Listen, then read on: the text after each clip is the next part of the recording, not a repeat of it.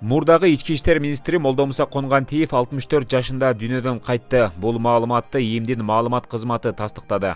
Молдомуса Конгантиев 1958 жылдын 31 мартында Жалал-Абад облусунун Майлысай шаарында туулган.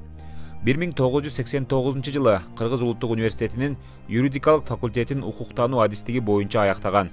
Эмгек жолун Улуттук банкта күзөтчү катары баштаган.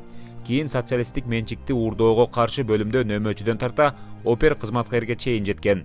Андан соң Жалал-Абад милициясында ар кайсы кызматтарды аркалап жүрүп, 2005 жылы Жоогазын революциясынан кийин Бишкек милициясынын жетекчиси болуп дайындалган. Бул кызматта 3 жыл олтуруп 2008 жылдын январь айында ички иштер министри болгон. ИИМди ал 2010 жылга чейин жетектеген.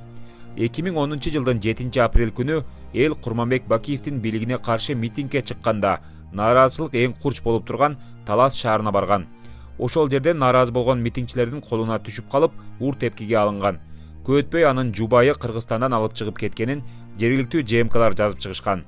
Бирок 26 апрель күнү Кыргыз Республикасынын улуттук коопсуздук мамлекеттик кызматы Россиялык кесиптештеринин жардамы менен Москва шаарынан аны колго түшүрүп, Бишкекке алып келген.